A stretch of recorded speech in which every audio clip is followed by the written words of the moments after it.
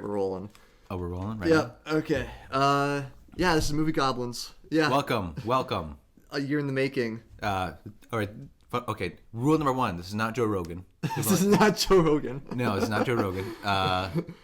So this is a podcast, and we thought, what's a podcast subject that's not being done enough of? Oh, obviously movies. There's not enough movie. There's not enough movie podcasts. There's like what? There's like 300. There's Sardonicast, and there's like Sardonicast. That's about it. That's about it. That's all I can think of. There's that one about screenplays, all 37 of them. But no, we're going to talk about movies. There's a few others. You know. This is the pilot, though. 70 movies, you know. Yeah. That's a local one. Wait, what? 70 movies we saw in the 70s. Oh. Shout out to that. I don't know that one. I'll have to check that out. Yeah, it's really cool. They have like episodes that like run like over 2 hours though. So. Oh. Yeah. We probably won't do that. We probably won't do that, but we'll see though. We'll see. It's fine though. All right, so this is the pilot. This is the pilot. This is kind of a dry run for like what. What are we doing here? What's happening? Well, I'm glad you asked that, Ben. Because good. Oh. First. I'm Ben. Yeah, exactly. First, I think we should introduce ourselves. I'm Noah Oldendick. Yeah, just a huge like movie nerd. Just thought this would be a good idea with my friend across from the table from me, the poker table from me. Yeah. Hello. Ben Leeson. Hey. By the way, just want to let you know, if you hear like breaking up of your audio, that's not a glitch on your part. It's just my. I have the classic illness called Porky Pig syndrome, where I talk like a Porky Pig or that one king in that one movie. What are you talking about? A king in a movie? The King's Speech. Oh! Yeah. I was just like, I've completely great movie. Completely slipped my mind. Yeah. Yeah. We'll probably talk about that. We're going to talk about that someday. Yeah. Yeah. It's gonna be because a sad I have not seen that one yet. Oh, really? No. I have it on Blu-ray. We can watch it sometime. Hell yeah. Yeah. Anyway. Yeah. This is Movie Goblins. Yeah. This is going great. This is going to be awesome. So, yesterday was Ben's birthday. Yay! So I'm 87. No, I'm 23. We watched a few movies. We did. Over within the span of 24 hours, we watched 4 movies. Yeah. And the first one we watched was Dogma by Kevin Smith. So Dogma is, well, I don't know. I feel like is it okay if I take the reins on this for explain what exactly Go ahead. Dogma is, because that was my first time seeing it. Go ahead. So Dogma is basically a very raunchy Family Guy-esque kind of conversation about God, basically. It is raunchy because it's not mean-spirited. It's not mean-spirited the way Family Guy is. Yeah, no. No. It's I was okay, so Ben was kind of breaking my balls about how Was I? I don't like anything, any new Kevin Smith movie I see. I'm like, well, it wasn't as good as Clerks. Yeah, a little bit. which is fair. Clerks is really good. I like that indie feel. It's kind of rough and rough around the edges. Black and white, Excuse me. But no, Dogma broke that track record. Oh I like God. it better than Clerks. It's Kevin Smith's best movie in my opinion. World's ending, guys. That I've seen. So I don't know. I guess I have to start with what exactly Dogma is all about. It's about these 2 fallen angels. One of them is the angel of death, played by Matt Damon. And the other is his best friend, played by Ben Affleck. Yeah. And basically, they're stuck in the most hellish of all places, Wisconsin, Milwaukee, Wisconsin. Disgusting.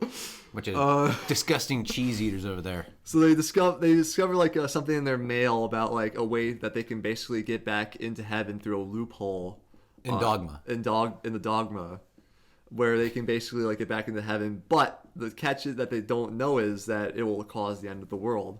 Existence. Existence. The end of, not just the end of the world, just the end of existence. Everything will just blink out of existence. Yeah. So Snape. Wait, what? Snape, yes. Severus Snape. He enlists the help of I don't know how much I could reveal, but basically this lady who works at an abortion clinic. As far as we know, a lady, yep. Some lady who works at an abortion clinic to stop the end of existence with the help of Jay and Silent Bob, obviously. Yeah, the boys, the beautiful boys. So I gotta ask, I feel like it's just an obvious, well, it's because it's Jay and Silent Bob, but what about Jay and Silent Bob, I feel makes you so attached to them? as characters? What, me? Yeah. Yeah. They're just so pleasant. Like they're stoners. They're kind of rude, but they're so just lovable. They're very chauvinist. Yeah. Well, Jay mainly is. Yeah. Here's the thing with Silent Bob. He's like the nicest human being. Yeah. Just, Like, but he doesn't have a single word to say. Yeah. Like he doesn't say anything except when he has to say something, and it's always in good advice.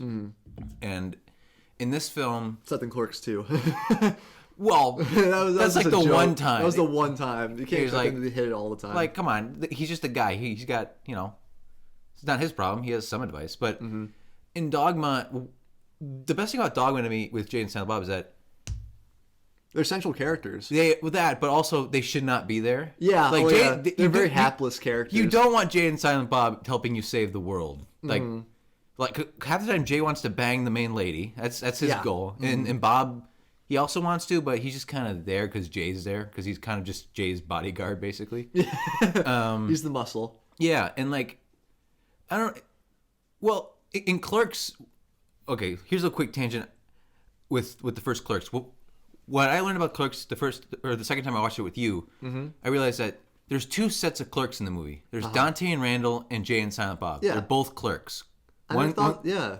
Like, Jay and Silent Bob are clerks in weed, and Dante and Randall are clerks in movies and just food and smokes. Yeah, smokes and like, gas. but Jay and Silent Bob, they're happy, while Dante and Randall are not so happy. And that they're just kind of they know what they are. They're just kind of doing what they do. And I don't know. Jay and Silent Bob, also, they're funny. Yeah, they're fucking funny. Especially in Dogma, because... Especially in Dogma. Wow, you motherfuckers. Yeah! And, like, Jay and Silent, like, they're just dealing with, like, cosmic angels, and they just, like... And, like, they're so high, they probably think they're not even there. Yeah. Like, what's happening? But, yeah.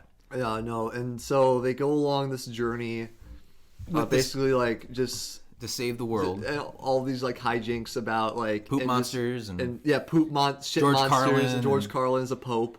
Not he's not the pope, but he's like a priest, like of the Catholic Church. He's some church official. Church official, yeah, which is greatly ironic considering the fact that it is George Carlin. If you know George Carlin, you know why that's funny. The fact that he works with that he's playing a character who works in the church is why hilarious. it's funny if you know who why George... it's fucking funny. Yeah, yeah, and trains and oh my, it's just like it's all this stuff, but ultimately it comes down to like a very serious discussion about God. Yeah, but what's nice is Kevin Smith. He's a devout Catholic. Oh really? I did not know. Every movie, when he starts it, he goes to church, and when it ends, he goes to church. Like, that's every movie. He goes to church a lot. Really? The weekend Dogma came out, his newborn child was brought to church and was baptized. Mm-hmm. He is not against religion at all. He's a devout. It's very obvious that he does not have any slight against. This is the way people are going about it is wrong. Yeah, at the time, people were always they were mad at him because. If you watch the movie, you know why people were mad. Yeah, you can tell because it kind of pushed some envelopes and kind of nudged people the wrong way. It's accurate to the religion though for the most part.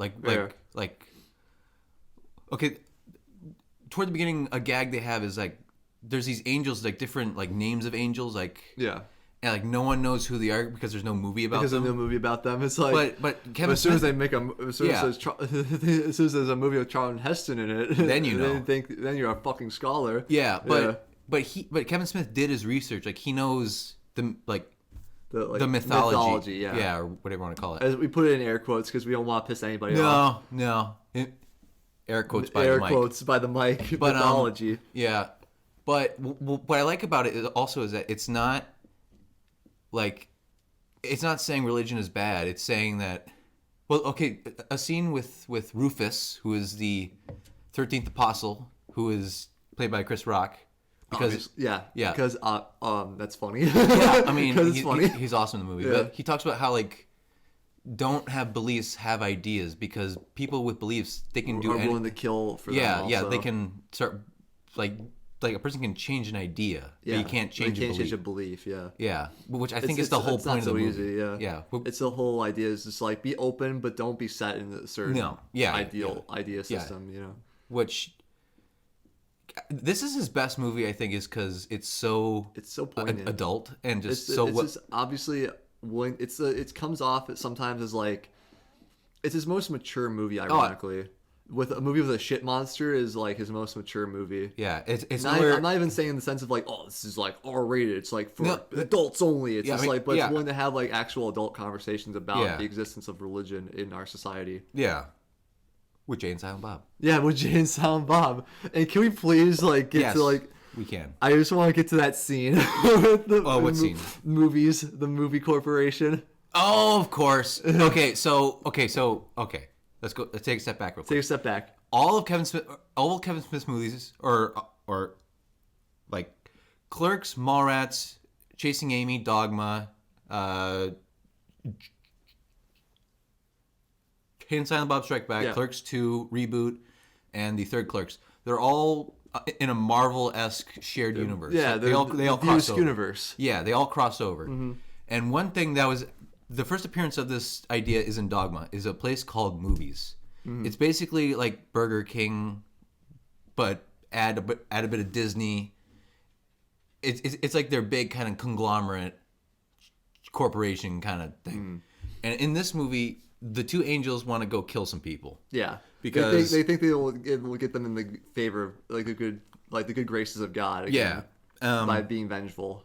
And if you know the New Testament, God kind of changed from the old one. Yeah. But so they go to the Movies Corporation, and basically, so the angel Bartleby, played by good old Bomb and Phantoms. Daredevil. Good old Bomb and Phantoms, Ben Affleck.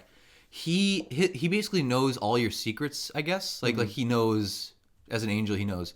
So he goes in this kind of meeting room of just corporation higher up people, and he tells them all like, "You, sir, you did this terrible thing, and you did this terrible thing." But he says, it's like it's the top CEO, and he's like he whispers in the guy's ear, like because it's like it's so like it came and said it like on screen basically, and then Matt Damon just goes, "You're his father, you sick fuck."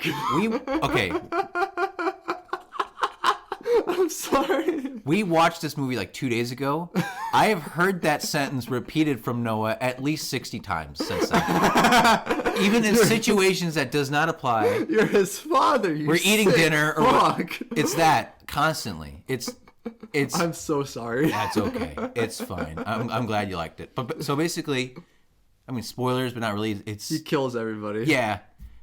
With a fucking Desert Eagle. He does, yeah. But. I mean, you are kind of rooting for him to kill those people because they're all like the worst people. He disowned his gay son. Very compassionate. It's So that seems great just because, like the angels. I mean, the one played by Matt Damon, Loki. He does want to kill people. Yeah. And this whole time I was thinking like this, like in the first half of the movie, I was thinking like, oh, he's gonna be like the instigator, you know? Yeah, like the one who's like the loose cannon. Wait, pause real quick. Oh yeah, spoilers or not spoilers? Spoilers. Okay, this is spoilers. This movie's like 20 years old. Yeah, so. This movie's older than I am. Find it. You can pirate it. Sorry about Harvey Weinstein keeping the rights. We can't help with that. Yeah. There's people who just seek it out. It's on YouTube for free, right? There's several people who have put it on YouTube for free. So yeah, so there's no excuse. You have no excuse. You have no excuse. I bought it for over $100 for some reason. It's true. He bought it for like fucking $147. Was it? Was it off of eBay? It was on Amazon, and I had a gift card. Oh, you had a gift card. Okay. So technically, it was only $45. Okay, that but still, that's still $45. Still a large investment. Yeah, it's worth it though. We watched it in HD on my TV. Hell yeah. And it has like the commentary track and bloopers, and also Jason Lee's great in this movie. But yeah, Jason Lee is awesome. Ben Affleck should have had an Oscar for this movie. That one scene. He's the bomb in this movie, yo. Let me tell you. Affleck, you the bomb in Dogma, yo. What the hell were we talking about? Oh, we were talking about that. Just the fact that Matt Damon. I thought he was gonna be like the main baddie. Okay. So the first like 2/3 in the movie, Matt Damon's like, he wants to kill people because there's this archway in a church that he'll go through, and then all their sins will be forgiven. So he's like, let's just kill people, whatever. But then after a scene on a train, it the character played by good old Ben Affleck, he basically just loses it. Like he he goes full Lucifer. When like a certain scene where like just makes him like just kind of like lose his marbles basically, because he's just like, well, why does God Why does he love humans so much? Love humans so much but hate kind of like we're servants. They're not. We're servants. They have a choice and they fucked it all up. Yeah. But God is still nice to them. But like we mess up just once and like we took pity on his creations once and he banished us, or sorry, she banished us. She banished us, yeah. From heaven. And so he basically wants to go back to heaven and basically pull a Lucifer on him. He wants, but then he learns later that it's going to destroy everything, but he's fine with that anyway. Yeah. Are we talking about Azrael? No. So step back. Azrael is a demon who is trying to get them to go to heaven to end the universe. To end the universe, because he doesn't give a fuck. He doesn't want to go back to hell. He doesn't want to go back to hell. He doesn't like it there no more. Can we talk about those weird those weird kids? Oh, I love it. The hockey There's like these skates. 3 little kids who they sound They're basically like his minions. They're like demons, and of course one's wearing a Hellboy shirt. It makes sense. Yeah, it's funny. And they all sound like flies whenever they move around. The ADR, like the sound design for like when they show up is like flies just buzzing around. I guess it was just like kind of. Well, they're from hell. They're like disgusting like buzzard people, and they like have like scabs on their faces too. But there's a scene where you kind of feel bad for them because like, Lee, good old Jason Lee, he's saying like, have you ever been to hell? It's the worst. And it cuts to those like demon kids, and they all have like the saddest look on their faces. Mm-hmm. So I'm not sure if they are like dead kids that went to hell, or they're demons, or what. But I think they're just like, it's just supposed to like, because they're minions, but they're smaller than him, so they just cast kids. Yeah, but their faces look so like, we also don't want to go to hell. We don't want to go back. But yeah, where was I again? I actually don't know. Oh, this is going great. I love it. No, actually it is. It's not too bad for a pilot. Not too bad for a pilot. Also, we got to talk about one thing about this movie I love is the way it looks. Oh yeah, it looks really nice. Great. Like, it was shot on film, I assume. It's like, was it 99? 99, yep. So they were pretty much still using film at the time. Because that didn't come until like mid 2000s when they switched to digital. Sorry, Tarantino. Sorry, Tarantino. But yeah, like just there's great like effects where like people like walking on water and like just great acting, but it's also still cheesy. Like, yeah. Oh no, it's super. It's a fun romp, you know. Well, like the poop monster. Yeah. It's a buddy road trip movie, except all of them hate each other.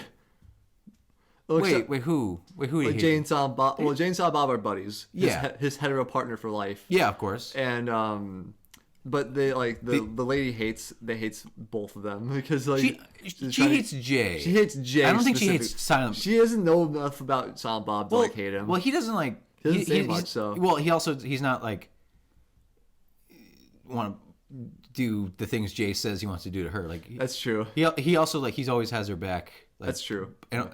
But I love Bob. But and then there's Chris Rock, who his character Rufus, who he I think everyone kind of just likes Silent Bob because he's just nice. Yeah. But it's just Jay that everyone's annoyed with. Mm-hmm. But yeah. So I don't know if they hate each other. They all just kind of don't like Jay. It's just Jay they don't like. It's a quest to like stop the end of the universe. Tensions are high, man. Yeah. And then there's I hate this name. Metatron. I'm just gonna say Snape. Snape. Okay. Oh yeah. The guy played Snape. The voice of God. Yeah. He's really cool. He's the funniest part of this movie to me. It's just because he's like. I like how he got that like an actor of that high caliber to play like a bit part. You know. He apparently, so I read like he was fully in on it. Oh really? Like he read the script once. He said, "Will I have like actual physical wings, or is it going to be CGI?" Like that was his first question. Like he was. And he gets physical wings, dude. He gets both, I think. Well, it's like for the most part, it's practical. Yeah, and then, there's so many great cameos from other actors of the whole Kevin Smith universe. Like Kevin Smith, you got the Brian. Yeah, they got Brian O'Halloran play another cousin of the character another Clerks, another Hicks character. Yeah, and the guy who plays Randall, what's his name? He's the wow, I forget. Jeff Anderson. Jeff Anderson. He plays like a just a gun salesman. Just a gun salesman is. I was like, is that Randall? But it's not. It's not Randall. That'd be great if it was Randall. It'd be great if it were. Yeah. But yeah, I'm not sure what else to say about it. I mean, it's just it's just a great movie. It is. I would say his best movie. It's a shame. It's his best movie. It's a shame that you can't get it on physical media though. And also, he did Reboot. James Silent about Reboot, and at the same time, it was like the 20th anniversary of Dogma, and he couldn't celebrate it. Oh. He was like, he said, my movie about angels is owned by the devil. That's what he said about it. Oh. And also, I mean, I guess a spoiler for Reboot. Do you care if I don't know. It's fine. Loki appears in Reboot. Oh, nice. Like he says, "Hey, I'm Loki. I'm from Dogma, and this is what happened to me after Dogma." And he explains what happened after the events of Dogma. All right. And apparently, Kevin Smith said, I could have been sued by the Weinsteins, but I said, bring it on. Like, nice. Bring it on. So. Yeah. That's Dogma. Dogma, man. Hell yeah. I highly recommend it. What would you rate on Letterboxd? I think I gave it a 5. Oh, wow. Either a 5 or a 4. Let me, because I watched it a while back before you did. Mm. Oh, my phone's already dying. I'm just gonna, Peanuts movie, Take Apart America. Yeah, you gotta give it a 5. Oh, wow. 5 out of 5. I gave it 4 out of 5. Which is fair. Yeah. Dogma. Yeah. Check it out. Go on YouTube. Pirate it. Do whatever. Give money to Kevin Smith. With it. Yeah. All right, next up Get Criterion to get a release of it. Get a release instead of Chasing Amy. Yeah. I haven't seen Chasing Amy. Instead of Chasing Amy, do Criterion of Dogma. Or Clerks. Or Clerks, yeah. Where's Clerks the Criterion of Clerks? Sense. Yeah. Anyway, let's go on to the main event here. The main event. The duology. The duology. The back-to-back double feature. This is something I've been trying to get Noah to watch for a while. I brought it with us to college. So every weekend we hang out at his room and watch movies, basically. And I brought these two. And I knew it's my birthday. He can't say no if I want to watch it. So we watched the Sonic the Hedgehog duology. And he cried tears of joy the whole time. He said, this is the greatest movie. He said, Taxi Driver is nothing compared to this movie. I don't think, nope. Oh, you didn't say that? I don't remember saying that, nope. I'm pretty sure you did. I'm pretty sure I did not say that. This is two viewpoints that are I'm not sure if there's any evidence. Conflicting opinions here. Different memories going on. Anyway, let's talk about Sonic, though. Let's talk about Sonic. Yes, this is what I've been waiting for. This is coming from somebody who has never played the games before. Yeah, never. No? I played it like at a kiosk. Okay. In like a furniture store. That was it. Here's the thing. With these movies that came out, the first one came out in 2020, like right before COVID hit. It was the one I watched right before COVID. The last one I saw in theaters for a while. Uh-huh. And here's the thing. I grew up on two things. The games of Sonic on GameCube and Jim Carrey's The Mask. Okay. So you can... I was elated. I was so excited because I love Sonic. I love Jim Carrey. Ben Schwartz as Sonic the Hedgehog. He's in a bunch of stuff. He was in the worst character from the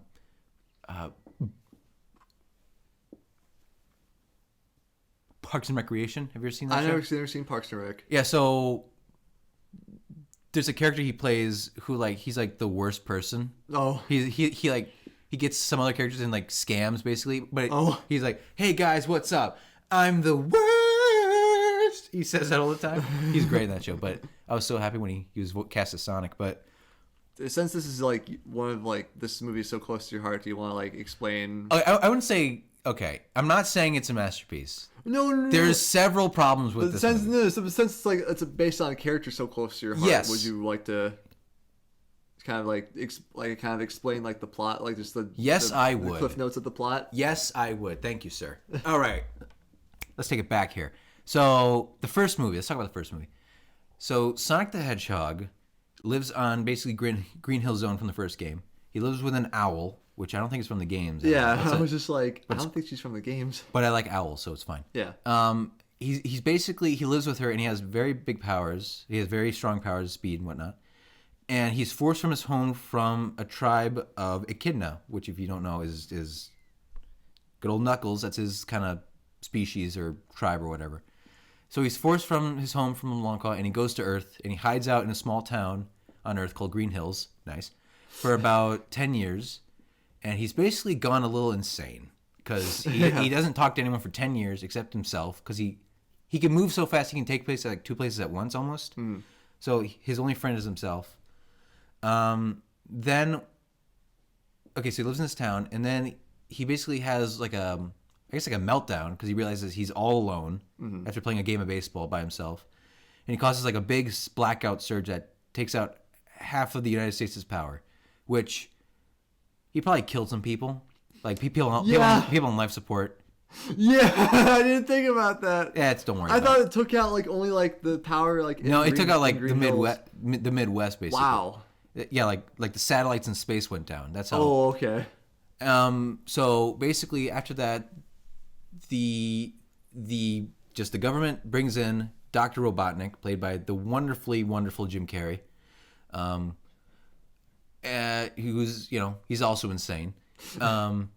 And Sonic has to team up with the local cop, Tom Wazowski, played by James Marsden, also known as Donut Lord. And they have to get Sonic's rings, which are like portals to other worlds. And he loses it in California's, what's it called? San Francisco. Thank you. And they go across country to get to San Francisco, and they get there, and wonderful hijinks ensue. Oh, yes. Yes. So that's the basic plot. It's a very basic road trip movie. Yeah. Which I think was just the writers trying to figure out what do we do with fucking Sonic, yeah. Which, of course, the whole gag of the fan base online is like Sonic the Hedgehog is like the fastest thing alive, so he could probably just run all over the United States and find it. Yeah. But there would be no movie. There'd be no movie, yeah. I feel like you have to like let that kind of slide in order to like have a narrative. I think it would have been interesting if like Sonic does get to the building, but he realizes that I don't want to leave yet. So he goes back with Tom to go on the road trip with him just to like. But I can see why they didn't do that because they needed a movie, you know. Yeah, they needed a movie. like a relationship, a sort of father-son relationship. Yeah. So let's talk about the first film. Okay, yeah. How'd you like it? I thought it was okay. You know? Okay, that's fair. I thought it was okay because Yeah. like if like it was just like it's not something that like wowed me, but I was definitely having a good time watching it because Yes. I was just like it'd been a while since I've seen a movie that like just like kind of just like chillaxing, you know, instead of like trying to dissect a movie. Yeah. No, it was a fun time though. Listen, this film is it's everything it says on the tin. It's a Sonic the Hedgehog movie. Yeah. Like what else do you want? It's not Schindler's List. I will say it's the best movie about like a cartoon or a video game character entering the real world. You know. So people have always said like, why does he do that? Why does Sonic the Hedgehog do that? Well, no, it's the best version. It's like the best like movie that does that. Like, there's like the Smurfs and shit. But yeah, but here's the thing with Sonic, that's not new. Like that's like the GameCube games. That's the plot of those games. Yeah. He comes to like, I mean it's Station Square, but it's basically Earth. Yeah, it's like New York. In the second game, it's like California. It should have done this with Mario. I mean, they are doing that basically. Really? I mean, that's the plot. We're going to the real world? No, it's them coming from our world to. Oh, he's like a plumber. Okay. Yeah, so like the warp pipe, and he. Okay. Yeah, we're not talking about Chris Pratt. We're not talking about Chris Pratt though. No, we're not talking about Mario. Mario. Yeah, so with the Sonic game, like the Sonic movie, I was never upset with that whole plot line of him coming to the real world because that's not new. Like that's not a new concept for the character. That's, and it makes sense, like, because if you play the original games, like Eggman's like the only human in a world of like anthropomorphic animals. Like where did he come from? Yeah, I don't know. But so yeah, I was fine with that. And I thought one thing I like about this movie that I didn't realize before is that it's very colorful. So it's almost oversaturated a little bit. But what I like is that there's a scene in a bar and it's very orange. It's a very orange scene, but Sonic's very blue, and they contrast very well. So Sonic stands out from the regular people even That's more. true. Yeah. So, yeah, there's some great visuals in the first film, I thought. Not the flossing. That wasn't great. The flossing was terrible, dude. Yeah. That was that's awful. Yeah, I wish they didn't do that. They probably add that in to spite the people who were like, we want the character design changed. No, because in the trailer for the redesign, he dances differently. Really? He doesn't dance with the floss. He just kind of... No, that's what I'm saying. It's like they add that in to be like, fuck you. I hope not. I So many like man hours. Yeah, my guess is that was just like, that was cool at the time. And Yeah. I mean, Shazam did it. We can do it too. You ever see that clip of Ninja, the streamer, being like, I'm not seeing any movement out there? No. No, I'll show you that later. But All right. Yeah. Yeah, it's it's a simple movie. Like, you get what it says in the tin. I don't know what. Yeah, it's like anybody expecting more from it. Like I don't know what you're expecting. You know. There are some great shots in it. I say, like at the very end where he's like, There's some epic moments. yeah, like the final battle is like, I got chills. I just got goosebumps the whole time. I've gotten chills watching movies. I get it. Yeah, but to me, it's funny just because it's Sonic the Hedgehog, and I Yeah. got chills watching Sonic the Hedgehog fight Jim Carrey. But it's funny how this movie has like better effects than the new Ant-Man Quantumania. Yeah. Like, It does look very satisfying to see like Yeah. that stuff happen. It's not there's like stuff where it's like they're trying to do like the Quicksilver stuff, like in X-Men Days of Future Past. but at least that it's not. It's more cartoony though. Yeah. Because with the X-Men, he has to always be moving, like he's always running around. But in this one, he's like, he stops, he messes with somebody, he takes a selfie with somebody when they're like their teeth are falling out. Yeah. And yeah, it's song. Personally, it'd be cool if they show that scene, but from the opposite side, where like a frame later, everything's different. Yeah. I think that would have been interesting to That would see. be pretty cool. But it's a cliche now. You kind of gotta do it. Flash did it. Yeah. Oh really? In the Justice League Yeah, movie, I never saw I that, think. so I didn't see I it. didn't see I it. saw a clip of it, but yeah. yeah, Sonic 1. It's a decent start. It's a good, like, this is kind of what we're doing. This is the character. It was setting up something greater. Yeah, this is the Sonic character. This is kind of what we're doing here. Let's do the next one. That's the next one. Speaking of which, let's go to the next one. Okay, so Sonic 2 basically Is the greatest movie ever. it's really okay. So I liked it better than the original, mainly just due to the fact that like I felt like more was happening. There was better visuals. I feel like Yeah. there was actual like Much bigger budget. there was actual I feel good cinematography. I feel. Yeah. There was like actual genuine. I was like, oh, that's an appealing shot. I heard you say "aw" several times. Like you went "aw." Yeah, I was like, there's some cute moments. Tails is great. Tails- This is really good because of Tails. Because like yeah, Tails, Knuckles, and Sonic. Like those three have great the chemistry. best thing about these movies is Jim Carrey. Yeah. And the fact that like Tails is in it, and the fact that Tails is played by the actress who From the games? Yeah. you can tell that's when like it can sometimes play into its detriment. Ironically, I heard because it's really good. Yeah. but it shows just how little like of voice actors like Idris Elba and like the guy who played Sonic are. He is a voice actor though. Like I play Sonic. Like, he does a lot of voice acting. Oh really? Yeah. It just I don't know. It just feels like kind of out of place for me because Really? of the fact that like Okay. I don't know. There's like some like like when I think of like voice acting, I think of like the voice actors in anime who are like just like giving it their all. No, I'm not. No. I know what you mean. I know what you mean. Or like or even like the English actor for Ash Ketchum. Where it's like there's known for that, or like Kevin Conroy's Batman, where it's like they just got like that identifying. Yeah. They're Yeah. meant for voice acting. Yeah. Voice acting is something that's so we've talked about this before, where like voice acting is so fucking underappreciated. Yeah. People who go into a booth who like just do like regular acting, they think it's like a walk in the park. Like Yeah. Chris Rock. Like when he was like, "I'm going to the store," His whole Oscar speech for Rango. If you watch that on YouTube, it's the most insulting thing I've ever It seen. really is. like- It's absolutely horrendous. You were great in Dogma, but shut up, dude. Shut up, please. You know nothing about voice acting. Yeah. Yeah, I don't know. Shut up, Melvin. Yeah, but here's the thing.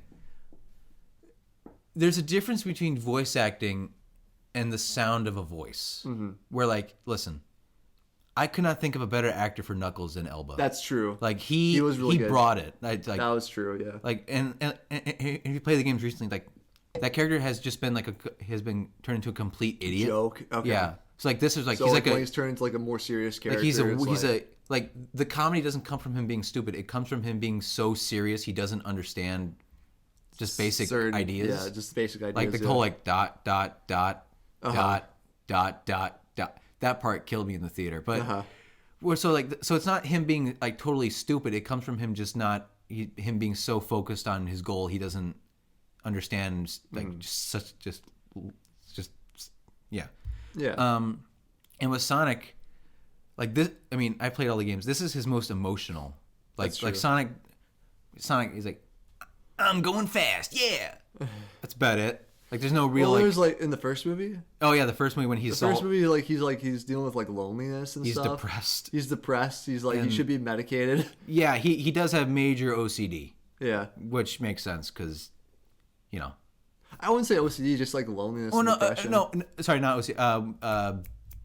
What's one? Bipolar. Bipolar. Yeah. Because like he just switches. He's like just, yeah. It's like, you know? Which I mean, he has to go live on a planet of nothing but mushrooms. Nothing but mushrooms, which is kind of a slight jab at Mario. Probably, but it's also a game level in the Sonic game, so it's not. Oh, okay. But it is funny if you think of it that way.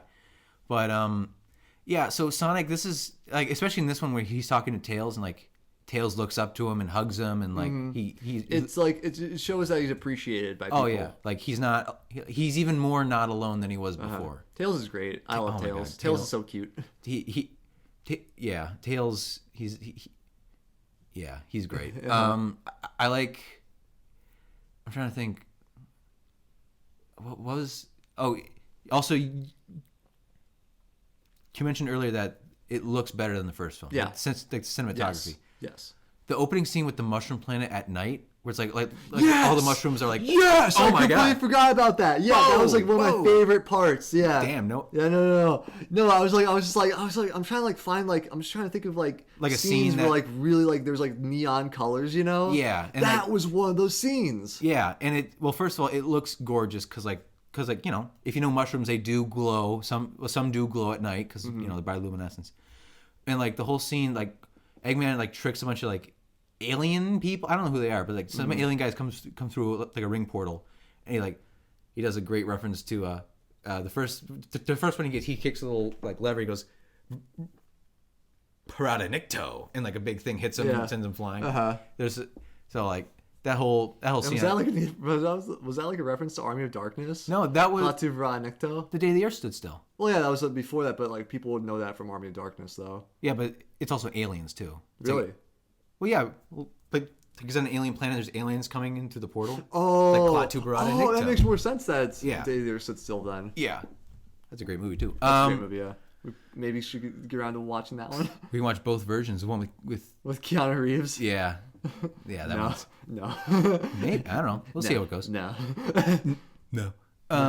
So there's that scene. There's a great scene involving Sonic having to run across the ocean, basically, where like one thing I like about this movie more than it's in the first movie too, where Sonic like he gets serious, like oh yeah, he gets like badass. Like the first movie where he like at the very end he's looking down on like Eggman's ship and there's like the laser pointers and he's not blinking. And like in this film when he fights Knuckles in like a big anime fight scene, that like Sonic's serious. It has like the epicness of those like later like PS2 games that he was in, except like none of the shitty levels. Yeah. So there's just one thing I will say I don't like about either movie. Well, more so the second one, because the first one it was okay in terms of its own thing, but they don't use a lot of the classic Sonic music. Oh, okay. Like yeah, it's kind of generic like action music. Yeah, like I heard it was the guy who did the music for Mad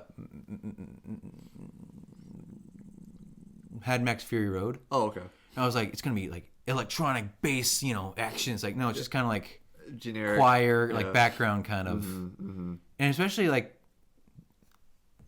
the new Mario movie, like a clip came out, like they used the they use like the actual game music in the movie, Uh-huh. and it sounds great. So it's like, Yeah. if I had to guess, it was like a copyright issue or something with the music, but it just doesn't, like, the music is not as good as it. I don't know. It's just not as good as it could have been to me. Yeah. Yeah. There was like you probably know what I'm gonna talk about, but like, oh boy, here we go. Yeah, the fact that they kind of Yep. like inject like a romantic comedy into yes. Sonic 2. This doesn't make any sense. Okay, They okay. had to like pad out the runtime. It's like it's a 2-hour movie though. Okay, so what we're talking about is in the second movie, the main characters that. Okay, so Tom and what's his wife's name in the movie? I forget. I'm sorry, I feel bad. But so they go to Hawaii for her sister's wedding, and in the first film she hates Tom. Oh yeah. It's never explained why, but I mean, there's always people in the families who don't like their in-laws or whatever. And basically, the joke of that scene is like Tom and Sonic basically ruin the wedding. Yeah. And there's a scene where the bride goes after her husband because you find out that he's like an agent. Yeah. The whole wedding was a setup. Yeah, and I could tell by just quick glances at Noah that he was kind of. I was not digging it, man. No. It was just like, what? I came here for Sonic. You Yeah, know? and I get it. My guess is that maybe the actress wanted more to do because in the first one she doesn't do much. Yeah.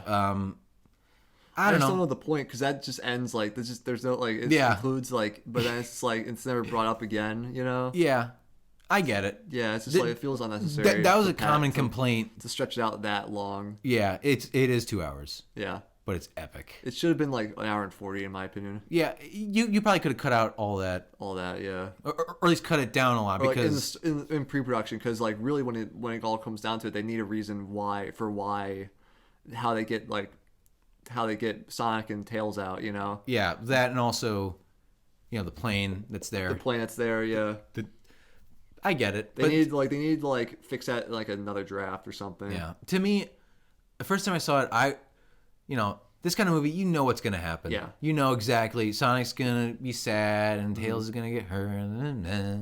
There's some like really cool moments though. Like, Oh, my God. near the end. Oh, yeah. But with that whole subplot, I remember in the theater, I was laughing my ass off. Because one thing in movies I find funny is when something happens where I don't suspect it at all, I usually just find it hilarious.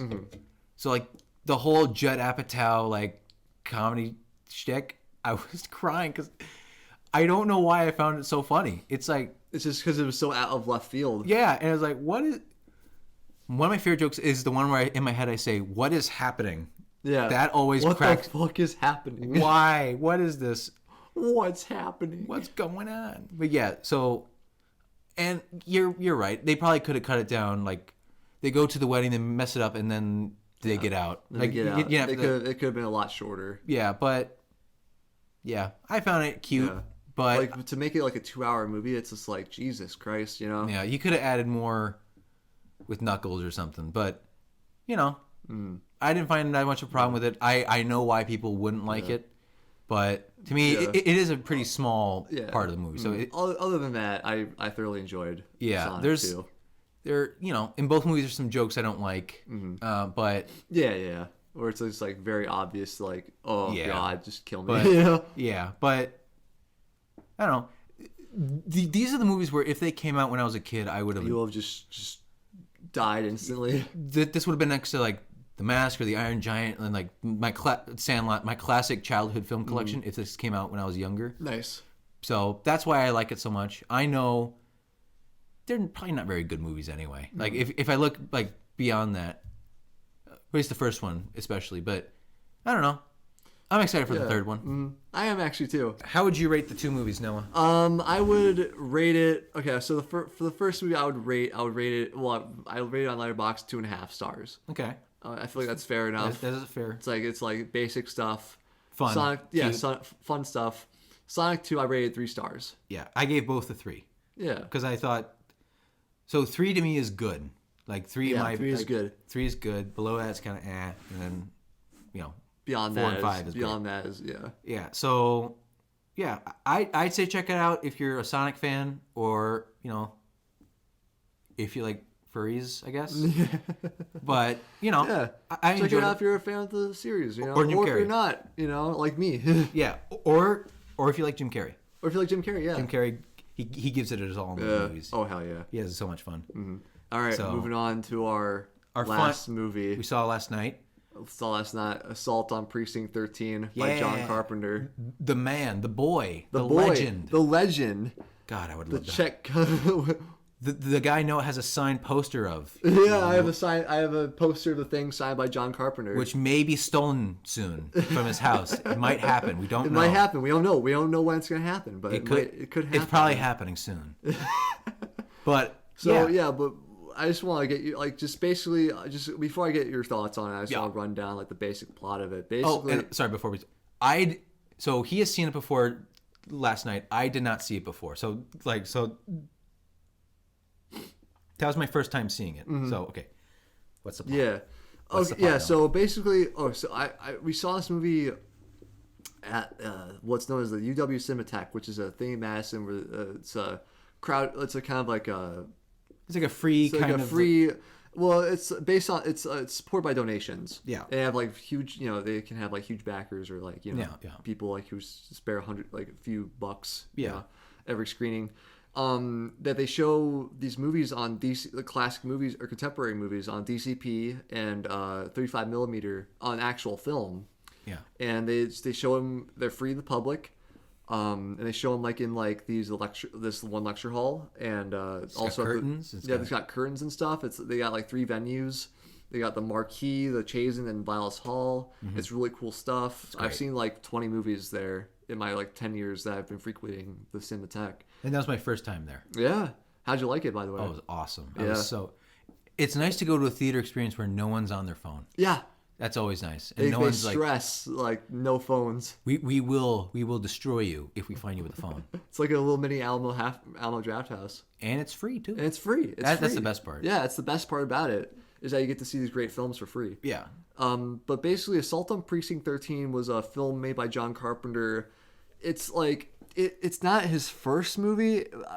For me, like it's like Dark Star, which came out 2 years prior, and he had been working on it for like a year or two at USD. Was a film that was more like a prototype for his style. So it was more of like Dark Star was more, even though it was directed by him, it was more of a collaborative effort between like him and like a few other guys like Dan O'Bannon, who wrote Alien later on. Yeah. But Assault on Precinct 13 is the first film he made that like has his signature style on it. You Yeah. know, it has all like the motifs of Carpenter that you later see in Halloween and The Fog and Assault and They Live. You know, The Thing. The Thing, yeah. And it's about this police officer on his first night out in Los Angeles, who is assigned to look after this nearly abandoned precinct, which is not called Precinct 13. It's No. Precinct 9. But it's Precinct 9 in Division 13. 13, Yeah, yeah. Division 13. And so he's just supposed to like overlook it until the lights turn off in the morning, basically. Yeah. And there's like a secretary. There's like 2 secretaries there, a few officers, and captain. A captain, yeah. Yeah. Yeah. And while that's happening, there's a fucking street gang who numbers in the hundreds. Hell yeah.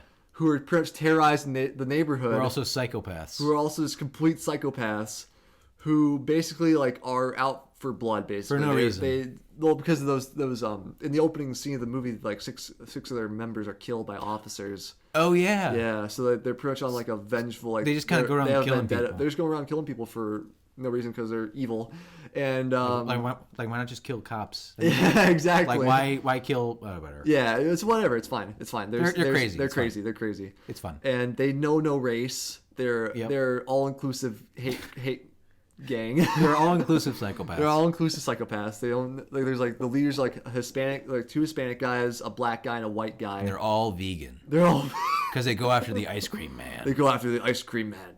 But there's like 4 different things going on. So like, there's the gang. Yep. There's the the officer who's Yep. looking after the precinct, and there's also A dad. the dad who's Prince trying to get like some family member out of like the rough neighborhood, and he's got his daughter with him, who's played by Kyle Richards' sister.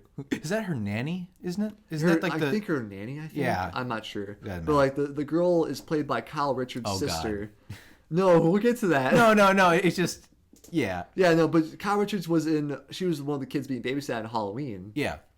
So these and they're also the kid was her sister was also in Escape to Witch Mountain, which was like a classic Disney movie. Yeah, she was like one of the siblings. There's a remake starring The Rock too. Yeah, that's how I found out about those movies. Yeah. But yeah, there's in this rough neighborhood and that stuff's happening, and we'll talk about that when we get to that. But strawberry. No, but and there's also the bus transport, which is carrying the 3 prisoners. One of them is like this like rough, badass like weird silent type Napoleon Wilson, who's like just awesome. He wants smokes, man.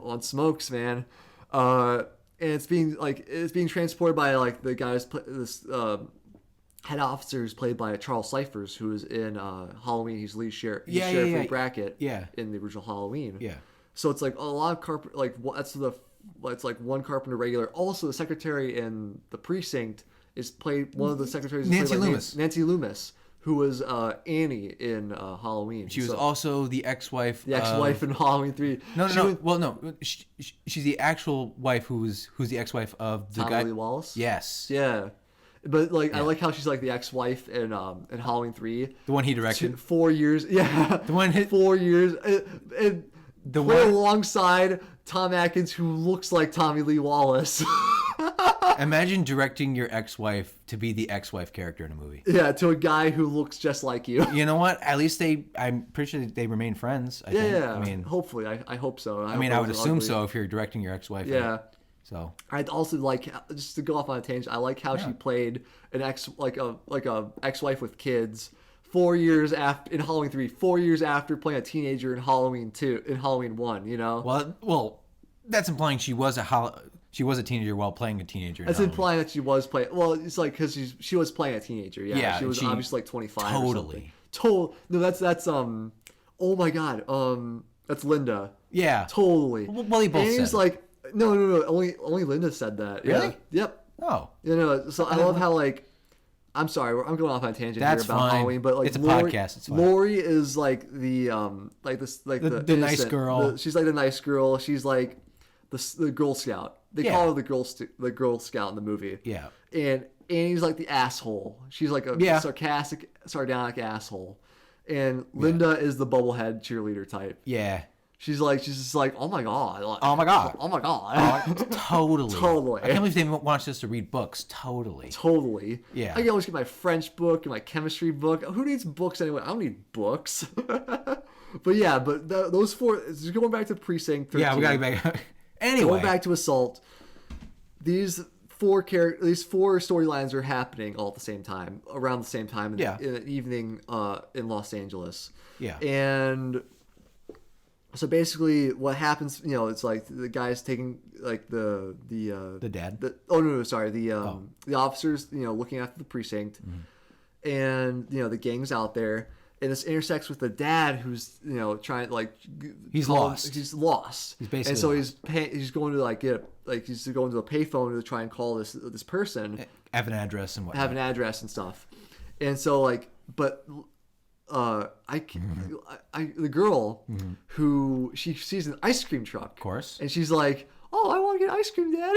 Yeah, and he's like, "Okay, now here's your quarters. Now fuck off, get some ice cream." He doesn't say fuck. No, I know. That's all I'm ad-libbing though. Yeah, I know. So but this ice cream man, he saw like the he's like nervous about like the gang because he saw the gang roll by. And so like she's like, I like a vanilla twist, please. And he's so nervous, he gives her like just a fucking vanilla. What's the difference? Like it has like between vanilla twist. And what the hell is the difference between vanilla twist? What the hell is vanilla twist anyway? So maybe it's like vanilla with chocolate twists in it. Yeah, probably. Yeah. I don't know. Probably like it doesn't matter. It doesn't matter.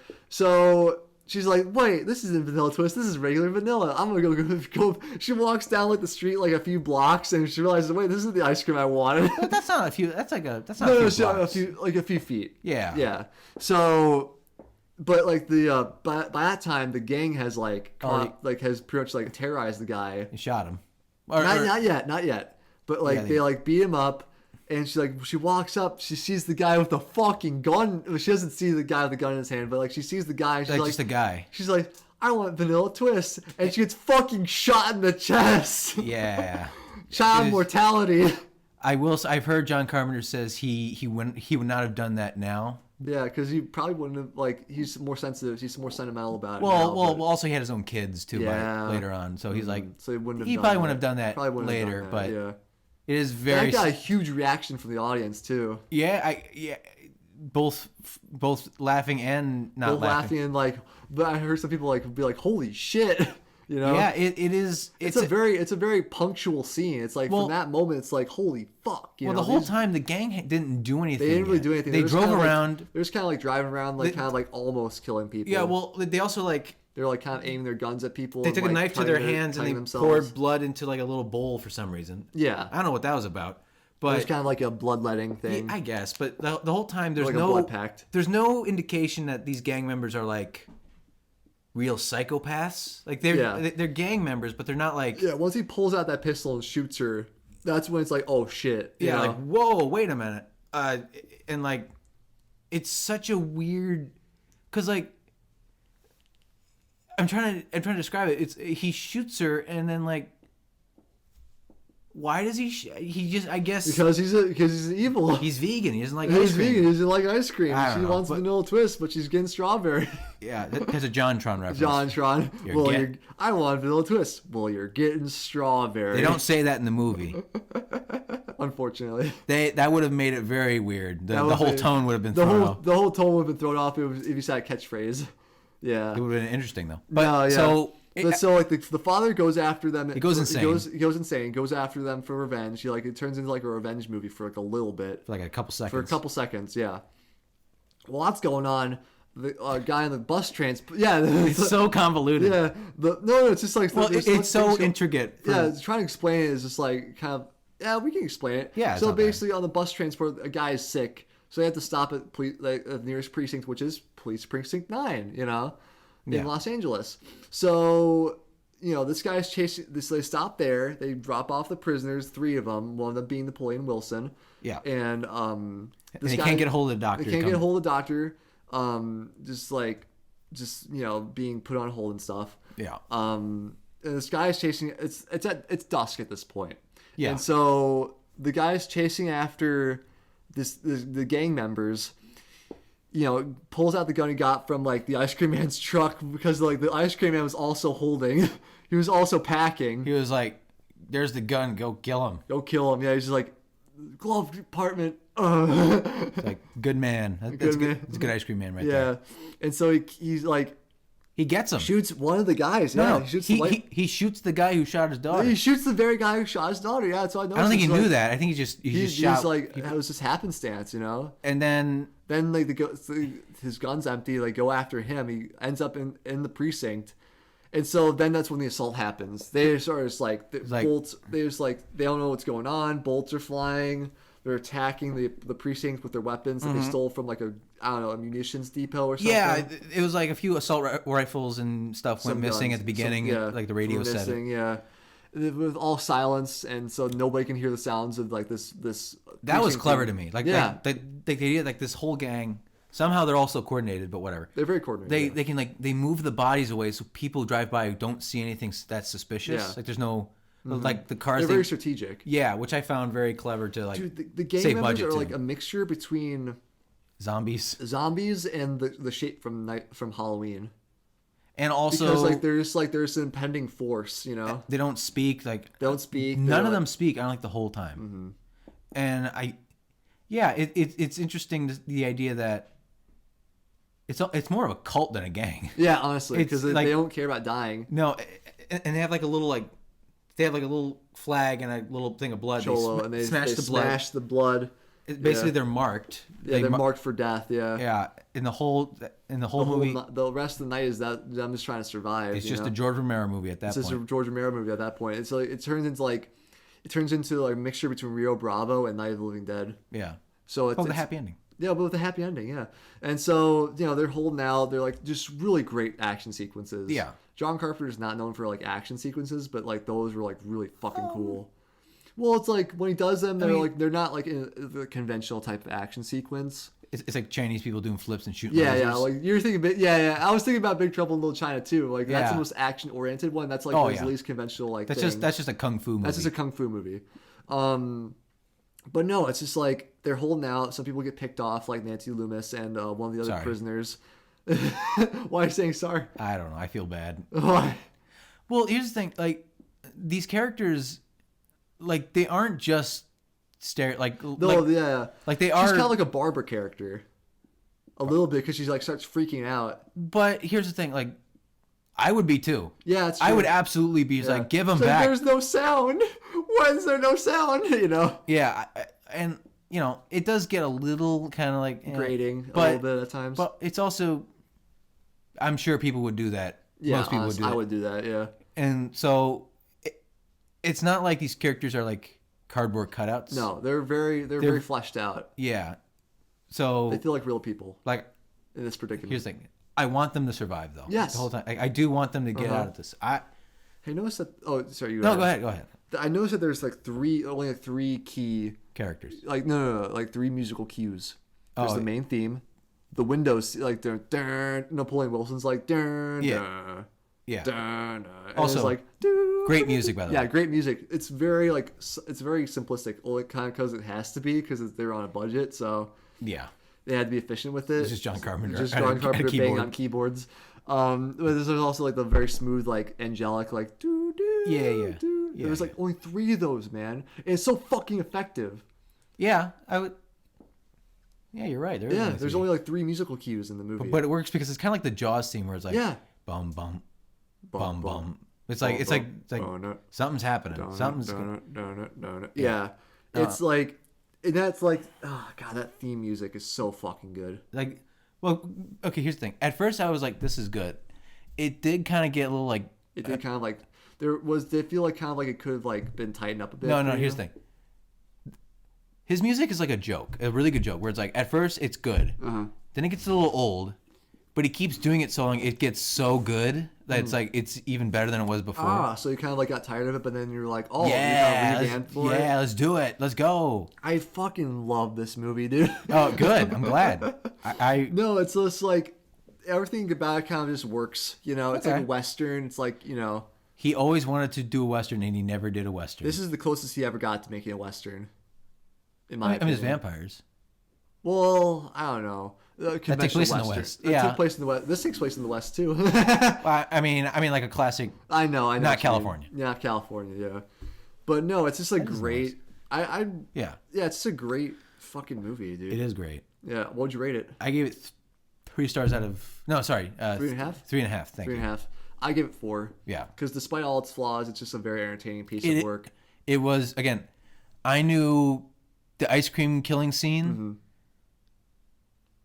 and the theme song, like the theme music. Yeah. That's all I really knew. Like, so I didn't know about like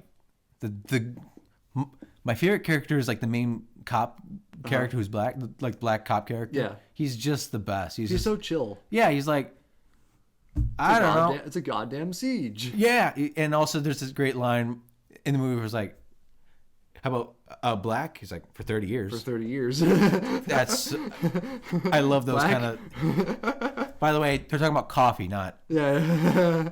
No, it's a great scene. It's a great, like, it breaks a little bit of like, it's just so chill, It's a quiet before the storm, Yeah, those scenes are important. Yeah. It's like those anime filler episodes. Yeah. You need to have them. Except they're necessary. Well, you need to have, including the filler episodes in anime. We're talking about anime now. I'm sorry. But you need those kind of episodes or moments where, like, you get to know the characters as people. Then I got you. Things where, like, this guy is just secretary chilling, talking about his life in that neighborhood, and like he's from that kind of neighborhood, and he left on his own. Yeah, at 20. Yeah. So, Yeah.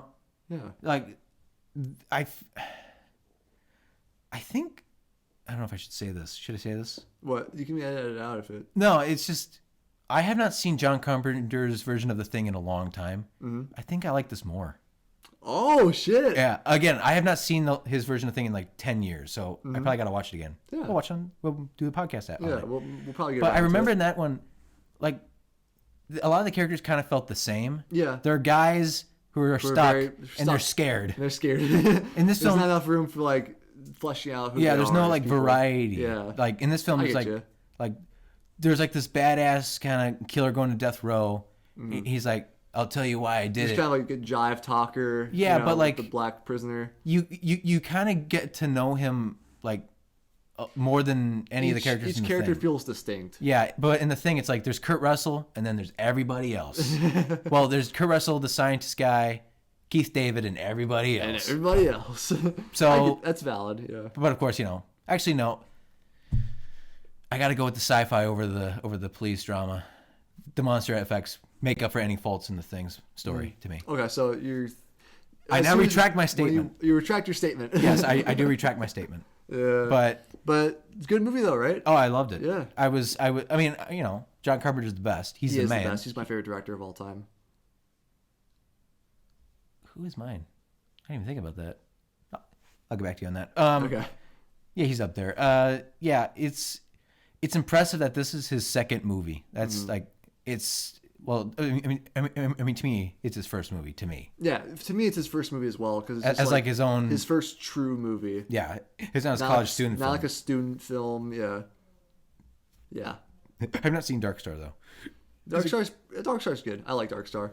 Okay, I'll watch that sometime. But yeah, Precinct 13 was a big surprise because I didn't know what to expect really. Like I knew the John Tron joke, and the music, but I was very surprised how much I was like rooting for him to do it. Yeah, you got like 5 bullets left. Get out of that basement. Yeah, Hell yeah. and I'm so glad it had a happy ending. Yeah. Because I thought it was gonna have a sad ending. I thought they were gonna die. I'm glad you enjoy it, Ben. It was a good birthday movie. Yeah. Hell yeah. Also, Parker came with us. Yeah. Shout out to Parker. Shout out to Parker. Yeah, my boy, my other boy. I think that wraps it up. That just about wraps it up for this episode, this pilot episode. The pilot ramble episode. Hopefully next time we'll have more kind of structure going on here. But I feel like this was really good. Yeah. it was a good pilot. But so yeah, if you like more of this, tune in for next time when we, talk more about movies. I'm not sure how many movies we'll do. We probably won't do this many. Do this many, but well, it's a good amount because like we did 4. We did 4 and it fills up an hour. So Really, it's an hour already? it's been an hour. Yeah. No way. Hell yeah. It feels. It'll probably be shorter, like once you get in. Yeah. Cut all my silence of stutters and. It's fine. Yeah. No, it's not fine, Noah. It's not okay. Okay. It's not okay. Okay. Okay. Okay. All right. All right. All right. See you next This has time, been our little this has been goblins. Movie Goblins. Movie Goblins. Movie Goblins. Hell yeah. Shout out to God. Who's a woman in Dogma? Yay. Yay. Goodbye. Goodbye.